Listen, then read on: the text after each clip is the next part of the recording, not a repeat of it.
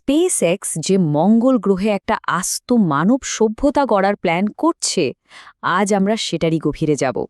এটা কিন্তু শুধু একটা কোম্পানির মিশন না, বলা যেতে পারে এটা মানব ইতিহাসেরই পরের অধ্যায়ের শুরু। তো চলেন শুরু করা যাক। শুধু একবার ভাবুন তো, এমন একটা ভবিষ্যতের কথা যেখানে মানুষের ঠিকানা শুধু এই পৃথিবী না, বরং আমাদের সৌরজগতের আরও অন্য কোনো কোণায় ছড়িয়ে পড়েছে। মানে আমরা তখন আর শুধু এক গ্রহের বাসিন্দা থাকব না।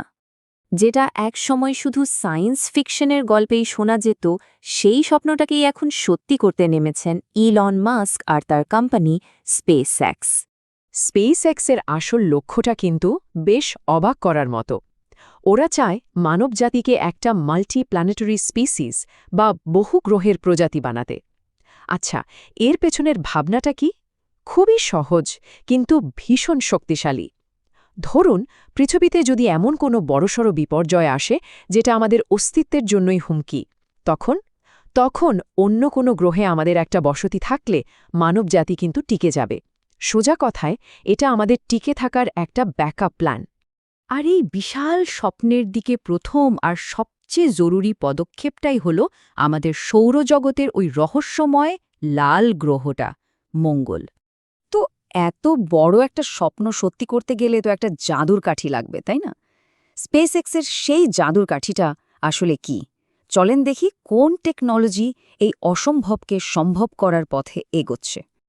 এর উত্তর হচ্ছে স্টারশিপ। এটা শুধু ইতিহাসের সবচেয়ে পাওয়ারফুল রকেটই না, এর আসল ম্যাজিকটা লুকিয়ে আছে অন্য জায়গায়। সেটা হলো এটা রিইউজেবল, মানে এটাকে বারবার ব্যবহার করা যায়। ব্যাপারটা একটু ভাবুন, প্রত্যেকবার প্লেনে চড়ার পর যদি প্লেনটা ফেলে দিতে হতো, তাহলে টিকিটের দাম কোথায় গিয়ে দাঁড়াতো? মহাকাশ যাত্রার ক্ষেত্রে এতদিন ঠিক এটাই হয়ে এসেছে। স্টারশিপ এসে এই খরচটাকেই একদম নাটকীয়ভাবে কমিয়ে দিয়েছে। এই যে দেখুন, পার্থক্যটা এখানে একদম পরিষ্কার। একদিকে পুরনো পদ্ধতি, মানে একবার ব্যবহার করা যায় এমন রকেট, যা ছিল সাংঘাতিক ব্যয়বহুল। আর অন্যদিকে আছে স্পেসএক্সের উপায়, পুরোপুরি রিইউজেবল স্পেসক্রাফট। ফলাফল, খরচ অনেক অনেক কম, আর কার্গো নেওয়ার ক্ষমতা বিশাল। স্টারশিপ কিন্তু একবারে ১০০ টানেরও বেশি মালামাল পৃথিবীর কক্ষপথে নিয়ে যেতে পারে, মানে প্রায় ২০টা বড়সড় হাতির ওজনের সমান। একবার ভাবুন, মঙ্গলে একটা আস্ত শহর বানাতে যে বিপুল পরিমাণ জিনিসপত্র, যন্ত্রপাতি আর সাপ্লাই পাঠাতে হবে, তার জন্য এই বিশাল ক্যাপাসিটিটা থাকাটা মাস্ট।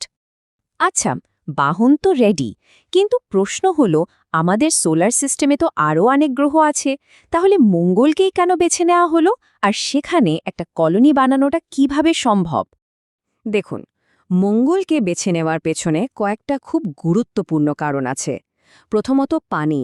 জীবনের জন্য তো পানি লাগবেই, আর মঙ্গলের মাটির নিচে বরফ হিসেবে প্রচুর পানি জমার প্রমাণ পাওয়া গেছে।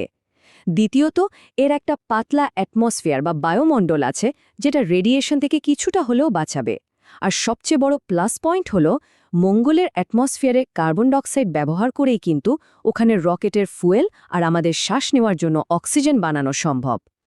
তবে এর পরের যে লম্বা সময়ের প্ল্যানটা আছে, সেটা কিন্তু সায়েন্স ফিকশনকেও হার মানায়। এটাকে বলা হয় টেরাফর্মিং, মানে একটা পুরো গ্রহের আবহাওয়াকেই মানুষের থাকার মতো করে বদলে ফেলা।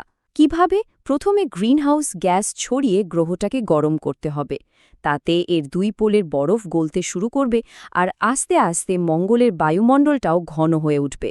তবে হ্যাঁ, এটা কিন্তু শত শত বছরের একটা বিশাল প্রজেক্ট। তো কেন মঙ্গল?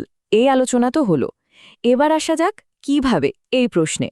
মঙ্গলে প্রথম শহর বা কলোনি বানানোর প্ল্যানটা আসলে কি? প্ল্যানটা এগোবে ধাপে ধাপে, অনেকটা একটা নতুন মহাদেশ আবিষ্কার করার মতো। ভাবুন, প্রথম ১০ বছরে কিছু সাহসী মানুষ ওখানে গিয়ে প্রথম ল্যাব আর থাকার জায়গা বানাবেন। এর পরের ১০ বছরের টার্গেট হবে সেলফ সাস্টেনেবিলিটি বা স্বয়ংসম্পূর্ণতা, মানে মঙ্গলের রিসোর্স আর সোলার পাওয়ার ব্যবহার করে নিজেদের প্রয়োজন মেটানো। আর তারও পরে কয়েক দশকের মধ্যে ওই ছোট্ট বসতিটাকেই ১০ লাখ মানুষের একটা জমজমাট শহরে পরিণত করার স্বপ্ন দেখা হচ্ছে। অবশ্যই এই রাস্তাটা কিন্তু একদম সোজা না, অনেক বড় বড় চ্যালেঞ্জও আছে। যেমন মহাকাশ যাত্রার সময় আর মঙ্গলের মাটিতে মারাত্মক রেডিয়েশন থেকে বাঁচতে হবে। আবার লম্বা সময় ধরে মহাকাশে থাকলে শরীরে যে প্রভাব পড়ে সেটার সাথেও লড়তে হবে। আর সবশেষে যারা প্রথম যাবেন তাদের মানসিক স্বাস্থ্য ঠিক রাখাটা হবে বিজ্ঞানীদের জন্য একটা বিরাট পরীক্ষা। তো এই সব কিছু মিলিয়ে এই পুরো উদ্যোগটার আসল মানেটা কি দাঁড়াচ্ছে? চলুন এবার একটু সেটা নিয়ে ভাবা যাক। এই কথাটা বিষয়টাকে খুব সুন্দরভাবে বলে দেয়।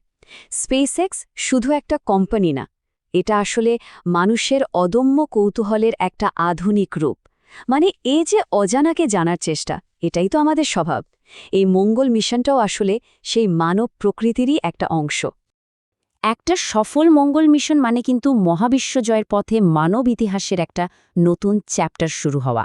এটা যে একটা যুগান্তকারী মুহূর্ত হবে তাতে কোনো সন্দেহই নেই। তাহলে শেষ প্রশ্নটা এটাই, আমাদের প্রজন্ম কি পারবে মঙ্গলের মাটিতে মানুষের প্রথম পদক্ষেপের সাক্ষী হতে?